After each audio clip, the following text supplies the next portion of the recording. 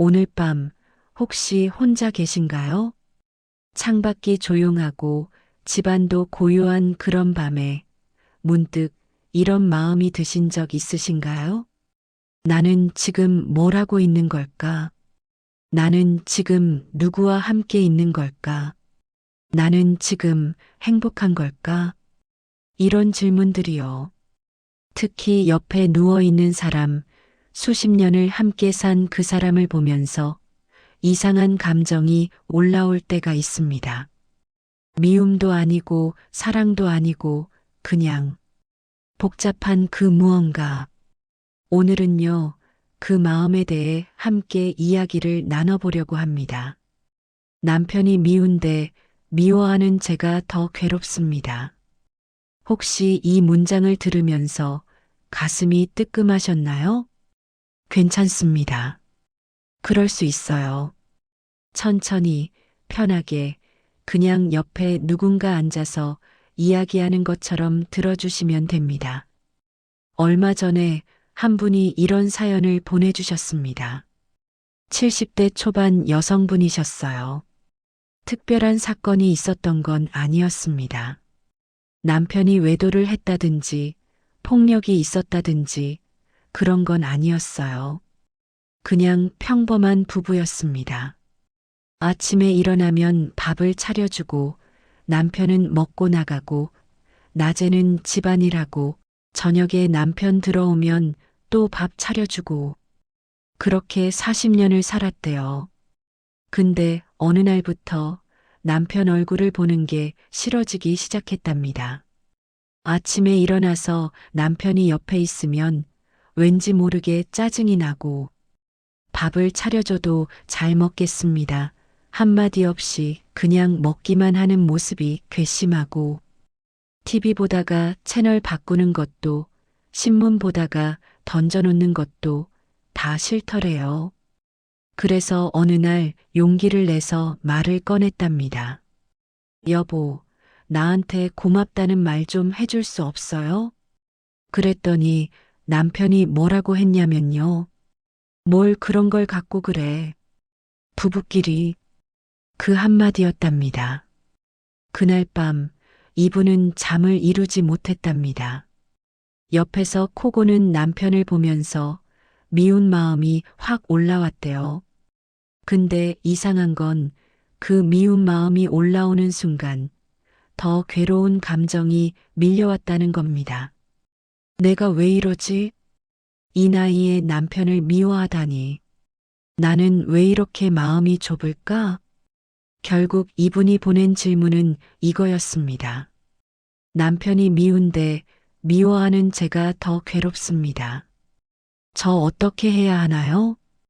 혹시 이 사연을 들으면서, 이거 내 얘기네 하셨나요?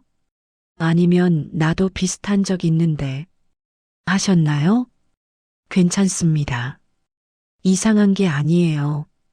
사실 이런 마음 굉장히 많은 분들이 느끼고 계십니다. 특히 우리 세대는 더 그렇습니다. 왜냐하면 우리는 참는 것이 미덕이라고 배웠으니까요. 여자는 남편을 내조해야 한다고 배웠고, 부부는 어떤 일이 있어도 끝까지 함께 가야 한다고 배웠고, 내 감정보다는 가족이 우선이라고 배웠습니다. 그래서 젊었을 때는 시집살이 하면서 참았고, 아이 키우면서 참았고, 시부모 모시면서 참았고, 손주 보면서 또 참았습니다. 그렇게 40년, 50년을 참다 보니 어느 순간 깨닫게 됩니다. 내 인생에서 나는 언제 주인공이었지? 이 생각이 들 때, 그때 미움이 올라오는 겁니다. 근데 이 미움은 단순한 미움이 아니에요.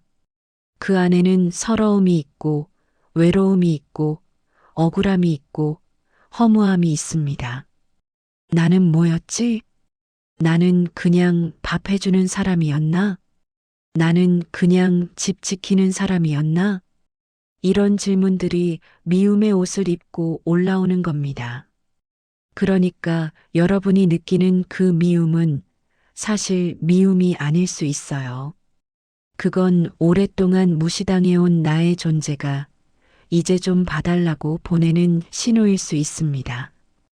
법륜 스님은 이런 질문을 받으셨을 때 이렇게 말씀하셨습니다. 여러분이 괴로운 이유는 남편 때문이 아닙니다. 남편을 미워하면 안 된다고 생각하는 그 생각 때문입니다. 처음엔 이 말이 잘 이해가 안 됩니다. 아니, 남편이 문제인데 왜 내 생각이 문제래? 이렇게 생각할 수 있어요. 근데 천천히 생각해 보면 맞는 말입니다. 지금 여러분이 가장 힘든 건 뭔가요?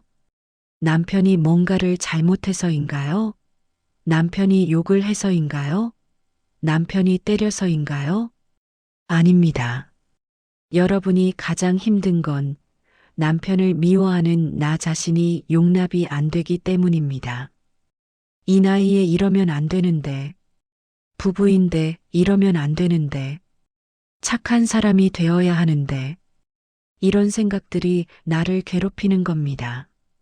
그러니까 지금 싸우고 있는 상대는 남편이 아니에요. 나 자신이에요. 밖에 있는 남편과 싸우는 게 아니라 안에 있는 나와 싸우고 있는 겁니다. 스님은 이렇게 말씀하셨습니다. 감정은 나쁜 것이 아닙니다. 감정을 나쁘다고 판단하는 것이 괴로움을 만듭니다.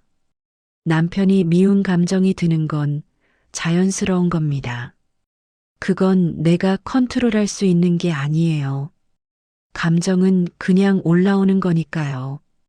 근데 우리는 그 감정이 올라오는 순간, 이건 나쁜 감정이야. 없애야 해라고 생각합니다. 그럼 어떻게 될까요? 감정이 사라질까요? 아니에요. 더 강해집니다. 왜냐하면 이제 두 가지와 싸우고 있으니까요. 남편에 대한 미움, 그리고 그런 미움을 느끼는 나 자신에 대한 미움. 이제 적이 두 명이 된 겁니다. 여기서 잠깐 질문 하나 드려볼게요. 여러분, 지금 이 순간 편하신가요? 아니면 뭔가 불편하신가요? 만약 불편하시다면 그 불편함이 어디서 오는지 한번 가만히 느껴보세요. 몸이 불편한가요? 마음이 불편한가요? 만약 마음이 불편하다면 그 마음이 뭘 말하고 있는지 들어보세요. 나 지금 외로워. 나 지금 서러워. 나 지금 힘들어. 혹시 이런 소리가 들리나요? 그렇다면 그 소리를 무시하지 마세요. 괜찮아, 괜찮아라고 덮지 마세요. 대신 이렇게 말해보세요. 그래, 내가 외롭구나. 그래, 내가 서럽구나. 그래, 내가 힘들구나. 이렇게 말하는 것만으로도 마음이 조금 달라집니다. 왜냐하면 처음으로 내가 나를 인정해 주는 거니까요.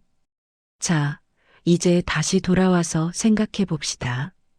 왜 우리는 남편을 미워하면 안 된다고 생각할까요? 첫 번째 이유는 부부는 사랑해야 한다는 믿음 때문입니다.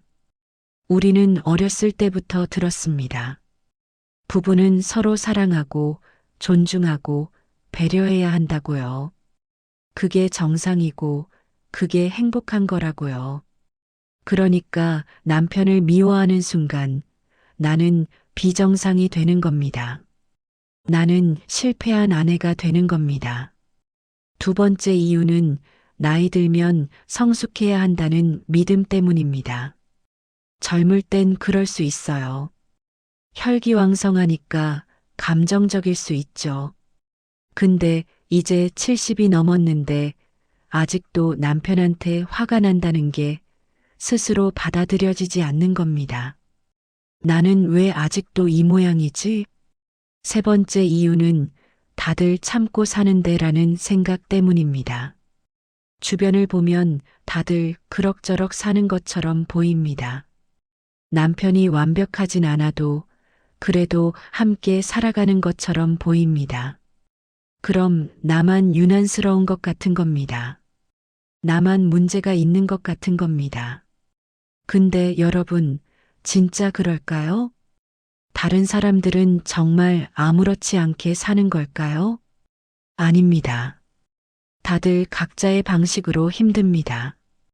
다들 각자의 방식으로 참고 있습니다. 단지 말하지 않을 뿐이에요. 부처님은 이렇게 말씀하셨습니다. 모든 괴로움은 집착에서 비롯된다.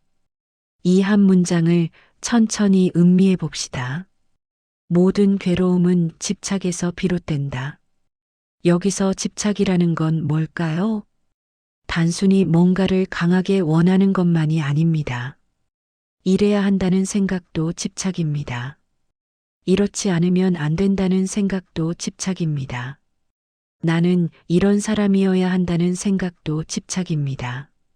그러니까 지금 여러분을 괴롭히는 것은 남편을 미워하면 안 된다는 집착입니다. 부부는 사랑해야 한다는 집착입니다. 나는 착한 아내여야 한다는 집착입니다.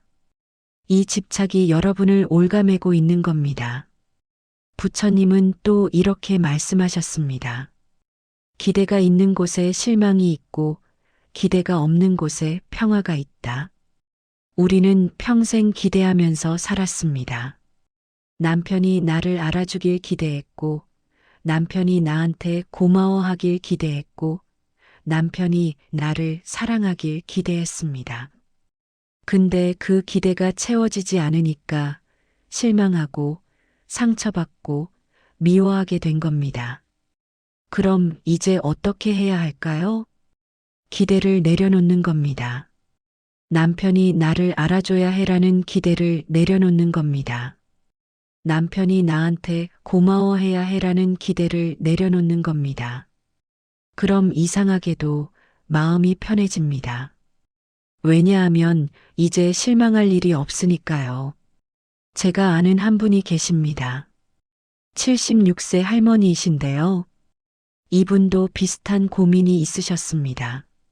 남편이 정말 답답하다고 하셨어요. 말을 해도 듣는 둥 마는 둥, 자기 할 말만 하고 집안일은 절대 안 돕고, 그래서 이분은 매일 속으로 남편을 원망했답니다. 저 사람은 왜 저럴까? 저 사람은 왜 변하지 않을까? 근데 어느 날 친구한테 이런 말을 들었답니다. 그 사람 바꾸려고 하지 마. 당신이 편해지는 게 먼저야. 처음엔 이 말이 이해가 안 됐답니다. 내가 편해지려면 남편이 바뀌어야 하는 거 아닌가? 근데 곰곰이 생각해 보니 남편은 70년을 그렇게 살아온 사람이에요. 이제 와서 바뀔 리가 없는 겁니다. 그럼 평생 기다릴 건가요? 평생 남편 탓하면서 살 건가요? 그래서 이분이 결심했답니다. 남편 바꾸는 건 포기하자. 대신 내가 편해지는 방법을 찾자. 그래서 뭘 했냐면요. 남편한테 기대하는 걸 줄였답니다. 대화를 기대하지 않고, 도움을 기대하지 않고, 알아주는 걸 기대하지 않았답니다. 대신 자기 할 일을 찾았답니다. 친구들 만나고 성당 다니고 봉사 활동도 하고 그랬더니 신기한 일이 일어났답니다. 남편이 똑같은데 마음이 덜 불편해진 거예요. 왜냐하면 이제 남편한테서 뭔가를 얻으려고 하지 않으니까요. 이분은 이렇게 말씀하셨습니다. 남편하고 사는 게 아니라 남편 옆에서 나를 사는 거구나. 이걸 알았어. 또 다른 분은 이런 경우였습니다. 80대 할머니이신데 남편이 치매 초기셨어요. 예전에는 무뚝뚝해도 그래도 의지가 됐는데 이제는 같은 말을 10번씩 하고 화장실도 자주 실수하시고 이분은 남편을 돌보면서 매일 울었답니다. 왜 하필 우리가 이렇게 됐을까? 다른 사람들은 편하게 사는데. 근데 어느 날 남편이 이분을 보고 이렇게 말했답니다. 당신 누구야? 근데 참 착하게 생겼네. 그 순간 이분은 오히려 웃음이 나왔답니다.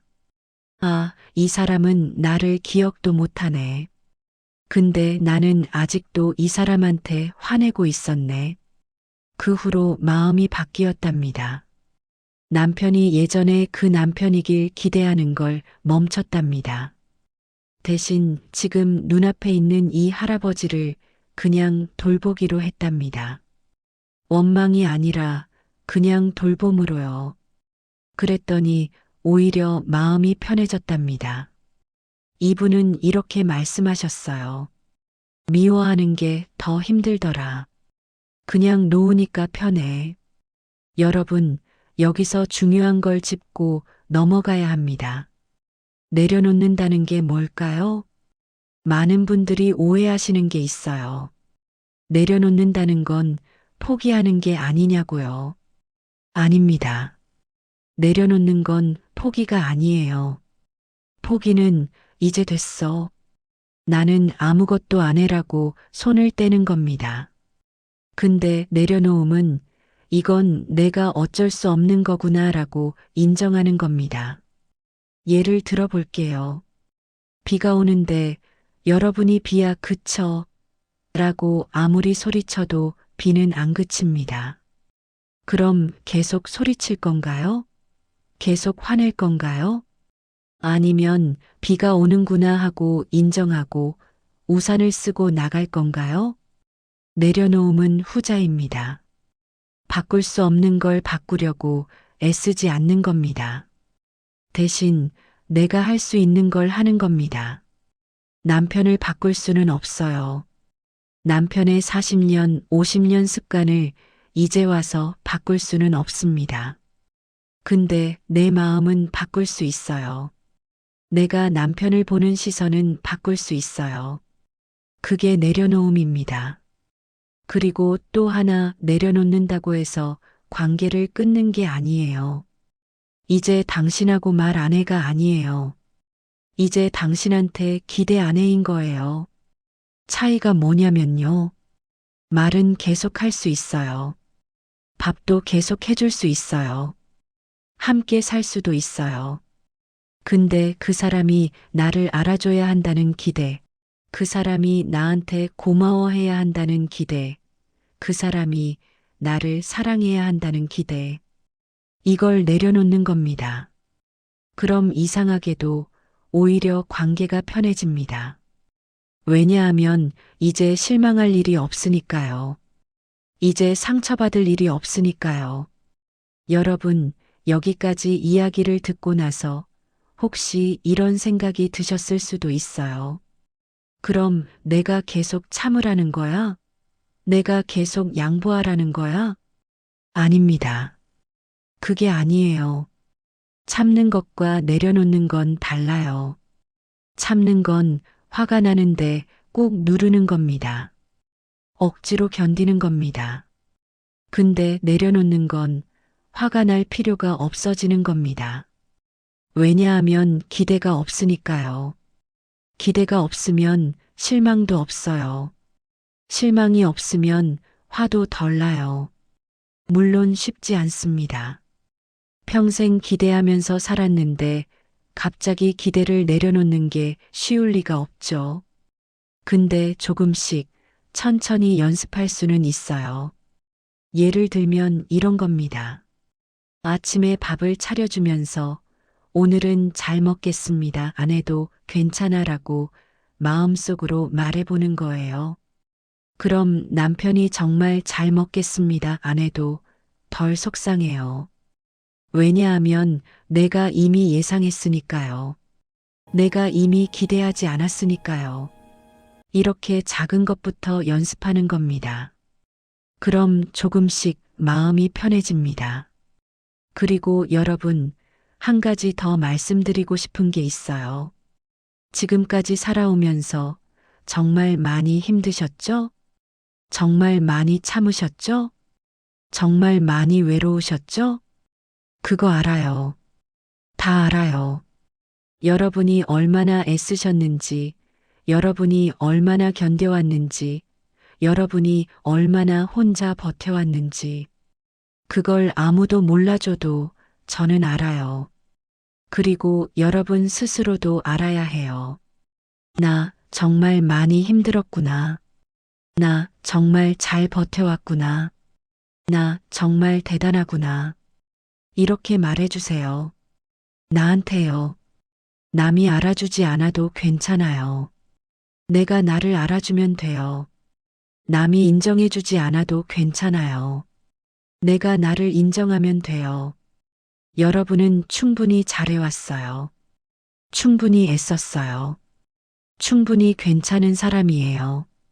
그러니까 이제는 나를 좀 놓아주세요. 너는 완벽해야 해라는 짐을 내려놓으세요. 너는 착해야 해라는 짐을 내려놓으세요. 너는 참아야 해라는 짐을 내려놓으세요. 그럼 훨씬 가벼워집니다. 물론 인생이 갑자기 장밋빛으로 변하지는 않아요. 남편이 갑자기 다정해지지도 않고 관계가 갑자기 좋아지지도 않아요. 현실은 여전히 현실이에요. 근데 한 가지는 달라집니다. 내가 나를 괴롭히지 않게 됩니다. 남편이 미운 건 여전할 수 있어요. 근데 그 미움 때문에 나를 비난하지는 않게 돼요. 남편이 밉네. 그래, 밉구나. 그럴 수 있지. 이렇게 인정하고 넘어갈 수 있게 돼요. 그럼 하루가 조금 더 편해져요. 마음이 조금 더 가벼워져요. 그게 바로 내려놓음의 힘입니다. 오늘 이야기의 핵심은 이거였습니다. 남편이 미운 게 문제가 아니라 미워하는 나를 용서하지 못하는 게 문제다. 그러니까 이제는 나를 적으로 만들지 말자는 겁니다. 나를 미워하지 말자는 겁니다. 나를 괴롭히지 말자는 겁니다. 대신 나를 이해하고, 나를 인정하고, 나를 돌보자는 겁니다. 오늘 밤 잠들기 전에 한 가지만 해보세요. 거울을 보시거나 아니면 그냥 마음속으로 나한테 이렇게 말해보세요. 그동안 정말 수고 많았어. 그동안 정말 힘들었지. 그래도 여기까지 잘 왔어. 이 세 마디만요. 처음엔 어색할 거예요. 이상할 거예요. 눈물이 날 수도 있어요. 괜찮습니다. 다 괜찮아요. 그냥 천천히 마음이 가는 대로 해보세요. 오늘 하루도 여러분은 충분히 잘하셨어요. 내일도 모레도 그냥 있는 그대로의 여러분으로 계시면 됩니다. 완벽하지 않아도 괜찮아요. 미워하는 마음이 들어도 괜찮아요. 그냥 여러분은 여러분인 걸로 충분합니다. 오늘 영상을 보시며 마음에 오래 남은 한마디가 있다면 댓글로 함께 나눠주세요. 그 짧은 한 줄의 이야기가 누군가에게는 큰 위로가 되고 저에게는 다음 이야기를 준비할 수 있는 따뜻한 힘이 됩니다. 구독과 좋아요로 마음을 나눠주신 모든 분께 깊은 감사를 드립니다. 부처님의 가르침을 마음에 담고 오늘도 평안히 쉬어가시길 바랍니다. 앞으로는 분명 좋은 날들이 더 많아질 것입니다.